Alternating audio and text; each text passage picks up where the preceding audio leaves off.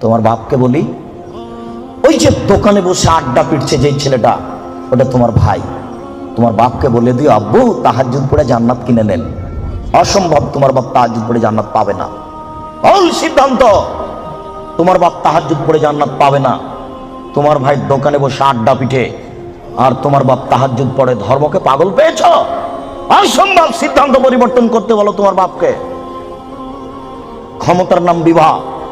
আল্লাহ রাসূল বলেছেন, পৃথিবীর মানুষ তোমরা বিবাহ করো না। হে যুবক দল, বিবাহ করলে ক্ষমতা লাগে, ক্ষমতা ছাড়া বিবাহ করো না।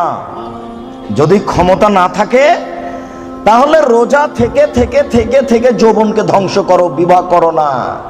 এই ছেলে, তোমার ভাই দোকানে বসে আড্ডা পিটে আর জবাব আমি দেব? তোমার বাপকে জবাব দিতে বলিও, তাহাজ্জুদ পড়ে জান্নাত কিনতে হবে না, আগে ছেলে ঠিক করতে হবে তারপরে। এই ছেলে, ওই যে তোমার বোন এখনো ল্যাংটা হয়ে ওখানে দাঁড়িয়ে আছে দোকানের সামনে, কাপুরুষ, জবাব আমি দেব কেন? তোমার বাপকে জবাব দিতে বলিও বিচারের মাঠে। তুমি ভেবেছো কি বিচারের মাঠকে তুমি এত সহজ মনে করো? বিচার যেদিন আরম্ভ হবে সেই দিন আল্লাহ প্রথমে বলবেন, আল ইয়াউমা লা তামলিকু নাফসুন লিনাফসিন শাইআ ওয়াল আমরু ইয়াউমাইযিন লিল্লাহ। আজ কোনো মানুষ কোনো মানুষের কোনো উপকার করতে পারবে না, একচ্ছত্র মালিকানা আমার হাতে থাকবে। আমি আল্লাহ বলছি, আজকে কোনো মানুষ কোনো মানুষের কোনো উপকার করতে পারবে না। এই কথা বলার পরে 7 আকাশকে ডান হাতে ধরে ঝাঁকি মারবেন, 7 জমিনকে বাম হাতে ধরে ঝাঁকি মেরে বলবেন, আইনাল জব্বার আইনাল মুতাকাব্বির আনা মালিকুল আমলাক। স্বৈরাচারী, স্বেচ্ছাচারী, অহংকারী, বদমেজাজিরা কোথায়? আমি হচ্ছি রাজাধিরাজ। এখন বিচার আরম্ভ হচ্ছে। তুমি মনে করো কি তোমার বাপকে তাহাজ্জুদ পড়ে জান্নাত কিনতে নিষেধ করো? তোমার বাপ জান্নাত পাবে না, এই কথা মুহাম্মদ সাল্লাল্লাহু আলাইহি ওয়াসাল্লাম 1450 বছর পূর্বে বলেছেন। তোমার বোন ওখানে দাঁড়িয়ে ধর্ম দেখাই, তোমার বাপ তাহাজ্জুদ কিনবে পড়ে জান্নাত কিনবে কেন? কেন কিনবে? আল্লাহ রাসূল বলেন, ওর রাজুলু সাইয়্যিদ, স্বামী হচ্ছে কর্তা, ওয়াল মারাতু সাইয়্যিদা, স্ত্রী হচ্ছে কর্ত্রী। নিজের কাজ করে যে তাকে বলে কর্মী, অপরের কাজ দেখে যে তাকে বলে কর্তা। নিজের কাজ করে যে তাকে বলে কর্মী, অপরের কাজ দেখে যে তাকে বলে কর্তা।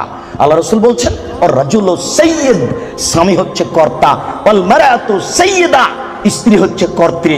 এই ছেলে, তোমার বাপ কিসের কর্তা? কি কর্তা? কি পেয়েছো? তোমার বাপ কি মনে করে? তোমার বাপ তাহাজ্জুদ পড়ে জান্নাত কিনতে চাই? অসম্ভব। তুমি শুনে রেখো, আমি অনুবাদক। মুহাম্মদ সাল্লাল্লাহু আলাইহি ওয়াসাল্লাম বলেছেন, 3 শ্রেণীর মানুষ জান্নাতে যাবে না, তার মধ্যে তোমার বাপ আছে। 3 শ্রেণীর মানুষ জান্নাতে যাবে না, আমি অনুবাদক। 3 শ্রেণীর মানুষ জান্নাতে যাবে না। 1, মদমিনুল খামর, যারা নিয়মিত বিড়ি, তামাক, জর্দা, সিগারেট, গুল, নেশাদার দ্রব্য খায়, পান করে, তারা জান্নাতে যাবে না। 2, আর রাজালাতু মিনান নিসায়ে, পুরুষের বেশধারী নারী, যারা পুরুষের জুতা স্যান্ডেল পরে, যারা পুরুষের শার্ট প্যান্ট পরে, যারা পুরুষের পোশাক পরে, যারা মাথার চুল ছোট করে, সামনের চুল ছোট করে, তারা জান্নাতে যাবে না। 1450 বছর পূর্বে আল্লাহর নবী কথা বলেছেন, আমি অনুবাদক। 3, ও দায়ুস, তোমার বাপ, আল্লাযী ইকরু ফি আহলি আল খাবাসা, বেহায়াইর সুযোগ দিয়েছো, জান্নাতে যাবে না। যে তার বাড়িতে বেহায়াইর সুযোগ দিয়েছো, জান্নাতে যাবে না। যে তার বাড়িতে বেহায়াইর সুযোগ যাবে না। কি দেখাতে চাচ্ছ তুমি? শোনো, তোমার বোন পায়জামা পরে আছে, গেঞ্জি জাতীয় পায়জামা, ওই যে নিচের দিক চিকন হয়ে আছে, উপর দিক মোটা হতে হতে হতে হতে তোমার বোনের রান এতখানি মোটা হয়ে আছে। তোমার বাপ দেখে না? ধর্মকে পাগল পেয়েছো বেটা? ধর্ম পাগল কিছু তুমি মনে করো? অসম্ভব। আমি অনুবাদক, না হয় আবার অনুবাদ করছি, তুমি শোনো। সম্মানিত মুরব্বী, আমি আবার অনুবাদ করছি, শুনুন। তিনি বলেন, সালাসা, 3 শ্রেণীর মানুষ আছে, লা ইয়াদখুলুনাল জান্নাহ আবাদা, তারা কখনো জান্নাতে যাবে না। 1, মদমিনুল খামর, যারা নিয়মিত বিড়ি, তামাক, জর্দা, সিগারেট, গুল, নেশাদার দ্রব্য খায়, পান করে, তারা জান্নাতে যাবে না। 2, আর রাজালাতু মিনান নিসায়ে, পুরুষের বেশধারী নারী, যারা পুরুষের জুতা স্যান্ডেল পরে, যারা পুরুষের শার্ট প্যান্ট পরে, যারা পুরুষের পোশাক পরে, তারা জান্নাতে যাবে না। মুহাম্মদ সাল্লাল্লাহু আলাইহি সাল্লাম বলেছেন, আমি অনুবাদক। 3, ও দায়ুস, দায়ুস কে? আল্লাযী ইকিরু ফি আহলিল খাবাসা, যে তার বাড়িতে বেহায়াইর সুযোগ দিয়েছে সে জান্নাতে যাবে না। তোমার মা দিনরাত ছোট ব্লাউজ পরে শাড়ি পরে বাজারে ঘুরে, তোমার বাপ তাহাজ্জুদ পড়ে, ধর্মকে পাগল পেয়েছে তোমার বাপ। তোমার মা ছোট ব্লাউজ পরে থাকে, এই বাহু থেকে নিয়ে কবজি পর্যন্ত এটুকু ফাঁকা আছে কাপুরুষ, এটুকু কে দেখবে? তোমার বাপকে এটুকু মহল লাগেনি? এটুকু তোমার বাপ ফিরে রেখেছে? তোমার মা ছোট ব্লাউজ পরে থাকে, জনগণ পেট পিট দেখে, কে দেখবে এটুকু? তোমার চাচা না জ্যাঠো না দেশবাসী? তোমার বাপ দায়ুস, তোমার বাপের বিবাহ করা ঠিক হয়নি, বিবাহ করলে ক্ষমতা লাগে। ক্ষমতা মানে চোখ যেভাবে ঘুরে বউ সেভাবে চলে, এর নাম ক্ষমতা। ক্ষমতা মানে চোখ যেভাবে ঘুরে ছেলে মেয়ে সেভাবে চলে, এর নাম ক্ষমতা। রাত 11টার সময় ছেলে বাড়িতে ঢুকেছে, এই তুই রাত 11টার সময় বাড়ি আসলি কেন? ব্যাপারটা কি? বলিনি মাগরিবের পরে কোথাও থাকা যাবে না, দাঁত ভেঙে দেবো একেবারে। আমি তোর বাপ বলছি, এর নাম ক্ষমতা। জবাব আমি দেব? কেন আমি দেব? মুহাম্মদ সাল্লাল্লাহু আলাইহি ওয়াসাল্লাম কোনোদিন বলেননি, এই ছেলে তোমার বয়স 7 বছর নামাজ পড়ো, এই ছেলে তোমার বয়স 7 বছর নামাজ পড়ো, এইভাবে তিনি কোনোদিন বলেননি। তিনি বলেননি, এই ছেলে তোমার বয়স 10 বছর নামাজ পড়ো, নাহলে তোমাকে পিটাবো, এই কথা তিনি কখনো বলেননি। তিনি বলেছেন, মুরু আওলাদাকুম বিসসালাত ওয়া হুম আবনাউ সাব'i সিনিনা, পৃথিবীর পিতা তোমরা তোমাদের ছেলেকে নামাজ পড়তে বলো যখন তার বয়স 7 বছর। ওয়াজরিবুহুম আলাইহা ওয়া হুম আবনাউ 10 সিনিনা, তোমরা তোমাদের ছেলে মেয়েকে নামাজ পড়তে বলো পিটিয়ে যখন তার বয়স 10 বছর। এই ছেলেটার বয়স 15 বছর নামাজ পড়ে না, বলেন তার বাপ আছে? বলেন দেখি যে তার বাপ আছে? কাপুরুষকে আমরা বাপ বলি না। জবাব আমি দিব কেন? তোমার বাপকে তাহাজ্জুদ পড়ে জান্নাত কিনতে বলিও। আমি কথা এখনো বুঝাতে পারিনি, আবারও বলি, আল্লাহর নবী কি কোনোদিন কোনো ছেলেকে বলেছেন যে তুমি নামাজ পড়ো? কোন 10 বছরের বাচ্চাকে কি আল্লাহ নবী বলেছেন যে তুমি নামাজ না পড়ো নিলে পিটাবো? না তার বাপকে বলেছেন যে তুমি তোমার ছেলে মেয়েকে নামাজ পড়তে বলো? না, বুঝাতে পারলাম না। আল্লাহর নবী বাপকে বলেছেন না ছেলেটাকে বলেছেন? এবার ছেলে তুমি বলো, আমার বাপ তাহাজ্জুদ পড়ে জান্নাতে যাবে, আমার ছোট ভাই বাজারে ঘুরবে, আমার বোন নগ্ন পোশাক পরে কলেজে যাবে, আমার বাপ তাহাজ্জুদ পড়ে জান্নাত কিনে নিবে। পাগল পেয়েছো ধর্মকে? বিচার একদিন হবেই। মানুষের তো বিচার হবেই, পশু প্রাণীরও বিচার হবে, আপনি সাবধান থাকুন। মানুষের তো বিচার হবেই, পশু প্রাণীরও বিচার হবে। আপনাকে আমি কি দিয়ে বুঝাই বিচার কত কঠিন। সম্মানিত উপস্থিতি, সূচনাতে আরো দু একটি কথা বলে নি, বিচার কত কঠিন। এইদিকে লক্ষ্য করুন, বিচার কত কঠিন। রাসূল সাল্লাল্লাহু আলাইহি সাল্লাম বলেন, মা মিন রাজুলিন ইয়াতাকাল্লামু রাব্বাহু, প্রত্যেকটা মানুষ বিচারের মাঠে তার প্রতিপালকের সাথে মুখামুখি কথা বলবে। লাইসা বাইনাহু ওয়া বাইনাহু তারজুমান, আল্লাহ এবং ব্যক্তির মাঝে কোনো দোভাষী থাকবে না। দোভাষী বুঝেন কি? ইংরেজি বুঝি না, বাংলা বুঝি, আর ইনি ইংরেজি বুঝেন। আমি এক গ্লাস পানি চাচ্ছি, উনি আমাকে পানি দিতে পারছেন না। একজন লোক লাগবে যিনি বাংলাও বুঝেন, যিনি ইংরেজিও বুঝেন, উনি হলেন দোভাষী। আল্লাহ নবী বলছেন, বিচার যখন আরম্ভ হবে তখন কোনো দোভাষী থাকবে না। বলা হাজেবুনি হাজেবহু, কোনো অন্তরাল থাকবে না, এরকম কোনো অন্তরাল থাকবে না। মুখামুখি কথা যখন শুরু হবে তখন প্রত্যেকটা ব্যক্তি ফায়ানজুরু আইমানা মিনহু, সে তার ডান দিকে লক্ষ্য করবে। বিচার আরম্ভ হলে সে তার ডান দিকে লক্ষ্য করবে। ফায়ারা মা কাদ্দামা মিন আমালিহি, ডান দিকে লক্ষ্য করলে তার জীবনের সব কর্ম দেখতে পাবে। এই বোকা ছেলে, তোমার ভাবিকে তুমি আজকে নিয়ে এসছো এখানে বক্তব্য শুনতে। তোমার ভাবি তোমার মোটরসাইকেলের পিছনে ছিল, তুমি যখন তাকে ডান দিকে দেখবে তখন তোমার ভাবি তুমি তোমার মোটরসাইকেল গোটাটা দেখতে পাবা। এই বোকা ছেলে, তুমি তো রমনা পার্কে আর একজনের মেয়ের সাথে বসে আছো, এইভাবে দেখতে পাবা। বুখারী মুসলিম। বিচার যেদিন হবে সেদিন তুমি বুঝতে পারবা বিচার কত কঠিন। আমি অনুবাদক, তিনি বলছেন ফায়ারা মা আসআমা মিনহু ফায়ানজুরু মা আসআমা মিনহু ফায়ারা মা কাদ্দামা মিন আমালিহি, ডান দিকে দেখবে তার সব কর্ম, তারপর বাম দিকে লক্ষ্য করবে, বাম দিকেও দেখবে যা দেখলো ডানে, বামে দেখবে যা দেখলো ডানে, বামে দেখবে যা দেখলো ডানে। এরপরে ফায়ানজুরু তিলকা ওয়াজহি, সামনের দিকে লক্ষ্য করবে, ফায়ারান নার, সামনে দেখবে জাহান্নাম। মুখের উপরে আল্লাহ, ডানে হলো কর্ম, বামে হলো কর্ম, সামনে আল্লাহ জাহান্নাম। ডানে কর্ম, বামে কর্ম, সামনে আল্লাহ, সামনে জাহান্নাম। এবার বিচার আরম্ভ হচ্ছে। একটু লা ইয়াজুলু কাদামা বানি আদম হাত্তা ইসালান খামস, 5টা জিনিস জিজ্ঞাসা করার পূর্ব পর্যন্ত আদম সন্তানের কারো পা নড়াচড়া করবে না।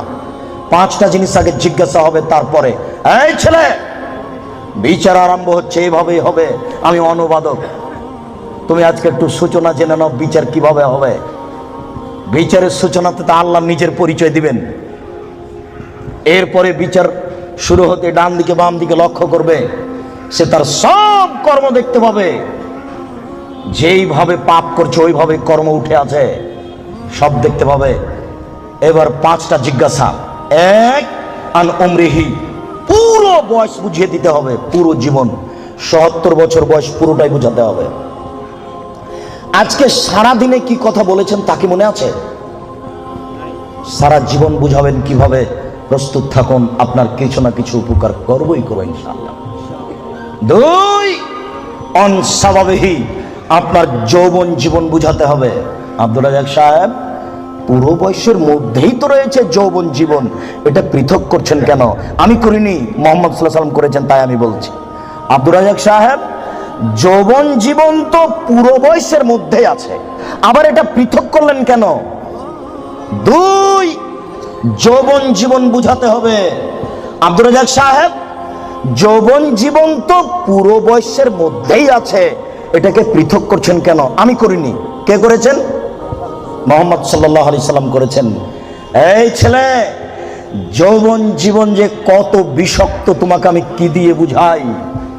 ছেলে যখন 4 বছরের, মা তখন চুমা খায়, আদর করে, আব্বু আব্বু। আবার ছেলে যখন 12, 14, 15 বছরের, তখন বাড়িতে আসতেই মায়ে বলে, আব্বু তোমার জন্য ভাত শোকেজে সাজিয়ে রেখেছি। তখন ছেলে বলে, খাবো না। না আব্বু খাও খাও। না আমি খাবো না, এই তরকারিতে ভাত খাও। আব্বু খাও খাও খাও। এবার ছেলে যখন বয়স 20-24 হয়েছে, তখন মায়ে বলছে, কি করে খাবি, কি করে খাবি, বসে আছিস বসে আছিস, তো দাঁত ভেঙে দিবি। আরে ব্যাপারটা কি? 4 বছরে মা কি করছিলেন? চুমা খায়। 15 বছর 20 বছর মা এরকম বলছে। এবার 20-24 যখন হয়ে গেছে, তখন মার কেন জানি সহ্য করে না। মাও বলছে ছেলেকে ইনকাম করা লাগবে। মাই যদি বলে যে তোর দাঁত ভেঙে দেবো, তাহলে বউ কি বলবে? তখন ছেলেটা বুঝেছে, ও ইনকাম করাই লাগবে, গার্মেন্টসে হলেও, জেনারেল কারখানা, ওহো টাকা ইনকাম করাই লাগবে যে কোনো মূল্যে, সে যেখানে হোক না কেন। ছেলে এবার ভেবেছে টাকা ইনকাম করাই লাগবে, এর নাম যৌবন জীবন। আর যৌবন জীবন মানে জেনা, জেনা যেটা আজকে বলবো। এখানে যত মোবাইল আছে, শতকরা 1000-900 জেনার গল্প হয়, এটা আমার অনুমান। যৌবন জীবনে মানুষ 2টা বিপাকে পড়ে। এক, টাকা, সে দেখতে চায় না টাকা বৈধ না অবৈধ। 2, দেখতে চায় না সে মান সম্মান, জাহান্নাম কি জান্নাত, বাপ মায়ের মান সম্মান যাবে কি যাবে না, সে বেখেয়াল বোকা সেজে সে জেনায় লিপ্ত। এই 2টা জীবন খুব কঠিন। আমরা বলছিলাম এ হচ্ছে বিচার যৌবন জীবন। 3, টাকা বুঝাতে হবে। আইনা ইকতাসাবাহু ফিমান ফাকাহু, টাকা কোথায় ইনকাম হয়েছে সেটাও বুঝাতে হবে, টাকা কোথায় ব্যয় হয়েছে সেটাও বুঝাতে হবে। 5, অনিলমিহি, হুজুরকে বিদ্যা বুঝাতে হবে। হুজুর বুঝতে পারেননি, হুজুরকে আমি বললাম, হুজুর আমার দোকানটা উদ্বোধন করে দেন। তো 5টা ছেলে নিয়ে আসলেন হুজুর। হুজুর বলছেন 1 ঘন্টা পরে যে কোরআন মাজিদ পড়া হয়ে গেছে, 1 খতম। আপনার বাপের নামে আমি কোরআন বক্সে দিলাম, আমার বাপের নামে হুজুর কোরআন বক্সে দিলেন। এবার 1 ঘন্টা পরে ছেলেরা যাচ্ছে ঘরের দিকে, এই তুই কতটুকু পড়েছিস রে? আমি 1 পৃষ্ঠা পড়েছি। এই তুই? আমি পড়িনি, খালি আমি এরকম করছি। জি হুজুর বুঝতে পারেননি বিদ্যা কতটুকু বিপদ। শুনুন, বুখারী মুসলিমের হাদিস, 3 শ্রেণীর মানুষ দিয়ে জাহান্নাম উদ্বোধন হবে। আপনি দোকান উদ্বোধন করছেন হুজুর দিয়ে। আল্লাহর নবী বলেছেন 3 শ্রেণীর মানুষদের জাহান্নাম উদ্বোধন হবে। 1 শহীদ, 2 দানশীল, 3 হুজুর। বুখারী মুসলিম বাংলা মেসকাত বিদ্যা অধ্যায় প্রথম অনুচ্ছেদে আছে 2-4টা হাদিসের পরে। আপনি এখনই গিয়ে বাড়িতে দেখবেন কয় শ্রেণীর মানুষদের জাহান্নাম উদ্বোধন হবে? 3 শ্রেণীর। 1 শহীদ। তুমি যতই বলো না কেন বিচার একদিন হবে বোকা ছেলে, বাড়িতে ঢুকে যাও, পরিস্থিতি অতীব জটিল। 2 দানশীল, 3 হুজুর। হুজুর বুঝতে পারেননি আমি কত বড় বিপদে। এই ছেলে, তোমার মনে আছে কি আল্লাহ রাসূল চলে যাচ্ছেন, জিবরাইল ডান হাত ধরে আছেন, মিকাইল বাম হাত ধরে আছেন। তখন দেখলেন একটা লোক চিঠে শুয়ে আছে, আর একটা লোক পাথর দিয়ে তার মাথাকে ভেঙে চৌচির করে দিচ্ছে। পাথর যখন মাথার উপরে মারছে, মাথা ফেটে চৌচির, পাথর ছিটকে দূরে চলে যাচ্ছে। আবার পাথর নিয়ে এসে আবার মারে। বলো তো ইনি কে? হুজুর। যার মাথা পাথর দিয়ে ফাটিয়ে দেওয়া হচ্ছে ইনি হুজুর। বুখারী মুসলিমের হাদিস। ওই যে আল্লাহ রাসূল বললেন হুজুরকে জাহান্নামে দেওয়া হবে, দেওয়ার সাথে সাথে ভুঁড়িটা বের হয়ে ঝুলবে। তখন হুজুর ভুঁড়ি নিয়ে ঘুরতে থাকবে। গরুর পায়ে ধান মারার সময় গরু যেমন ঘুরে। আপনারা তো শহরের মানুষ, এই কথা বুঝবেন কিনা? আচ্ছা, আপনারা জীবনে কোনোদিন গরুর পায়ে ধান মারা দেখেছেন? তো গরু যেমন ঘুরে হুজুর তেমন ঘুরবেন, ভুঁড়িটা ঝুলতে থাকবে জাহান্নামে। তখন জাহান্নামীরা এসে বলবে মালাক, হুজুর ব্যাপারটা কি? আপনি কেন এখানে? আনতা তামরুল বিল মারুফ ওয়া তানহা আনিল মুনকার। আপনি তো আমাদেরকে ভালো কথা বলছিলেন, মন্দ থেকে নিষেধ করছিলেন। হুজুর তখন বলবে কি করি, আমি ভালো বলেছি, ভালো করিনি যে। বুখারী মুসলিম। আল্লাহ নবী বলছেন যে আমাকে ওপরে নিয়ে যাচ্ছেন জিবরাইল, দেখলাম অনেক মানুষ তাদের ঠোঁট এবং জিহ্বাকে আগুনের কেঁচি দিয়ে কেটে দেওয়া হচ্ছে। আচ্ছা, কেঁচি বুঝেন কি আপনারা? কেঁচি, কাঁচি, এটা আগুনের জিহ্বা এবং ঠোঁটকে কেটে দেওয়া হচ্ছে বহু মানুষ। আমি বললাম জিবরাইল মানহাউল, কাদের ঠোঁট এবং জিহ্বা কেটে দেওয়া হচ্ছে? জিবরাইল উত্তরে বলেন হাউলাই খুতবা মিন উম্মাতিক, এরা হচ্ছে আপনার উম্মতের ভাবে। তো আমি অনুবাদক।